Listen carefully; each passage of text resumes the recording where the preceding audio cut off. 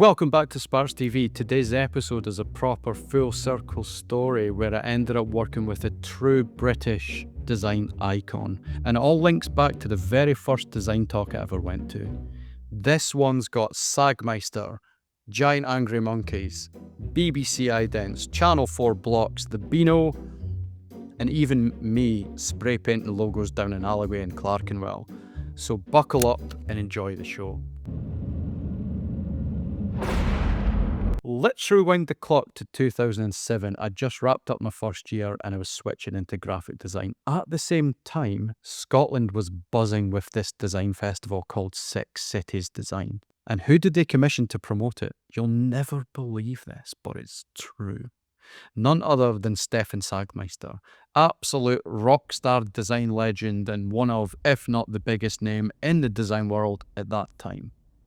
And in true Sagmeister style, instead of posters and ads, he went big. 6 enormous 33-foot inflatable white angry monkeys, smack bang in the middle of Scottish cities, each holding part of the phrase, "Everyone always thinks they are right." It was wild. Kids climbing on them, people snapping selfies, newspapers were all over it. For me, it was the first taste of design that lived outside the design bubble. It was design as a conversation with the public.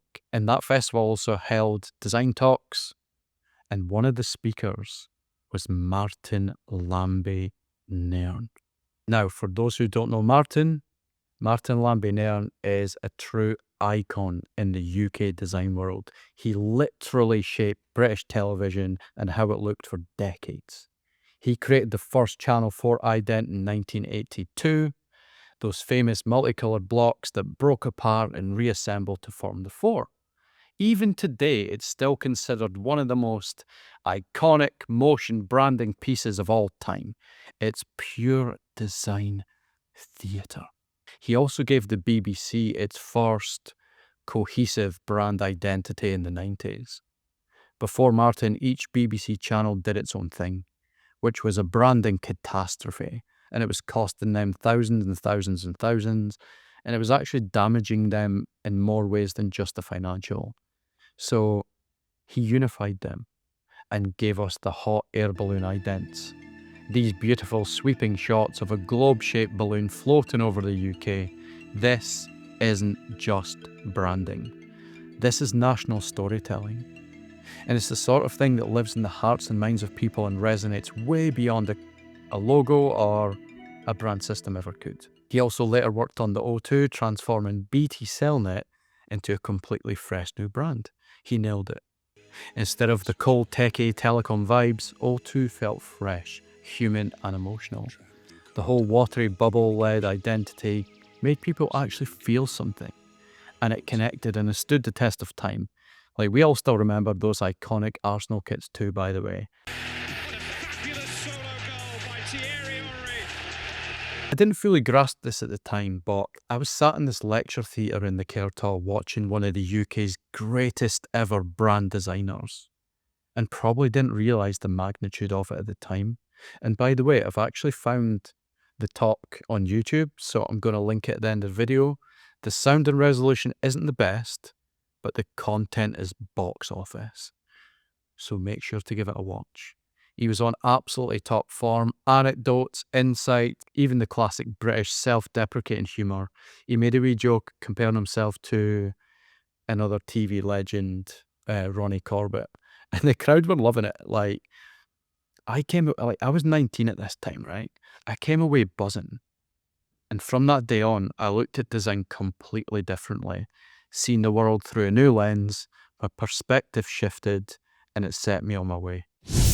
So fast forward 10 years, right? You literally couldn't script this. Martin Lambie-Nairn became a partner and chairman at a studio I was working with at the time. And every so often he'd bring in projects into the mix and would need one of us designers to work with him on it. One of those projects was a rebrand for the Beano. Now for me, this is absolutely nuts. I'm from Dundee, right? Which is Beano Town. It's been printed there at DC Thomson since the 1930s. I grew up with it, and it's one of the biggest things in the city, right? So here I was, 10 years after seeing Martin inspire me at my first ever design talk in Dundee.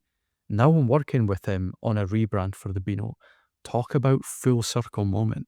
It's absolutely mind-blowing, right?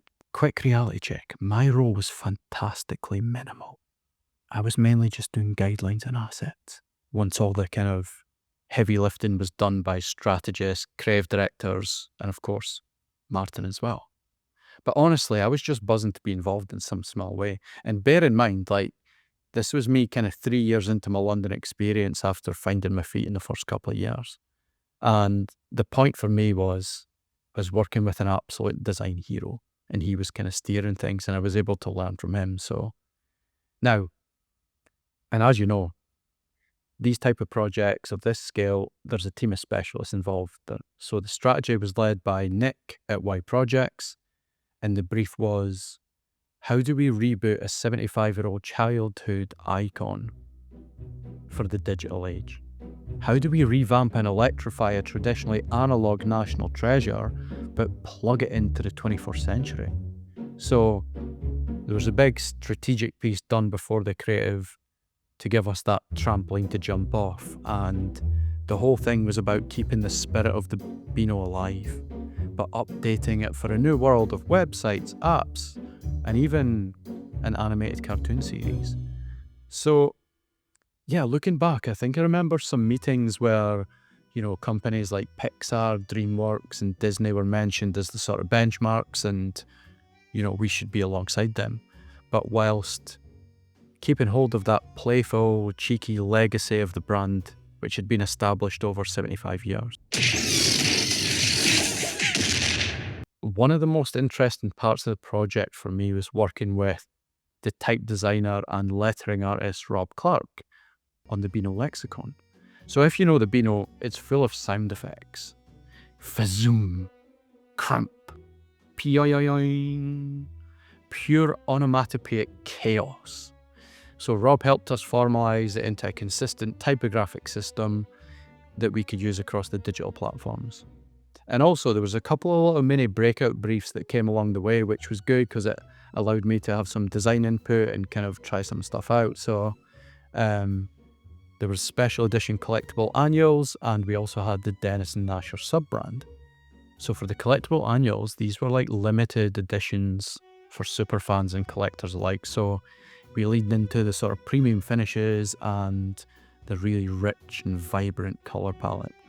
And then Martin came up with this genius smile in the mind slipcase for a cheeky tactile reveal of everyone's favourite pesky sidekick, really tapping into the brand's kind of fun personality.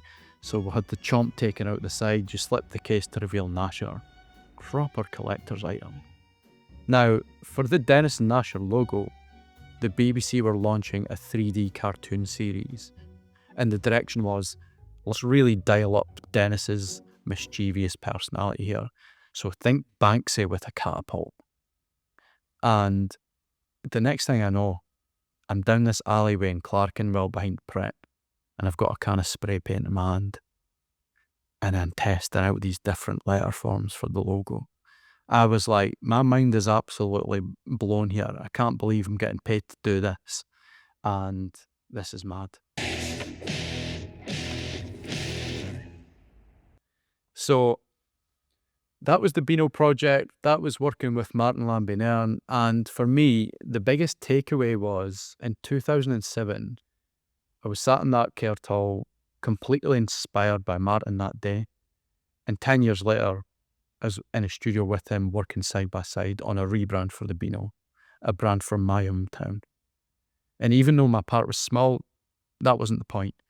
What mattered was the journey and the spark that set me on my way. And before I wrap up, I just want to give a nod to Martin's incredible legacy. The work he did with Channel 4, the BBC, O2, and so many others didn't just shape brands, it shifted culture. And his ideas inspired generations of designers for years on.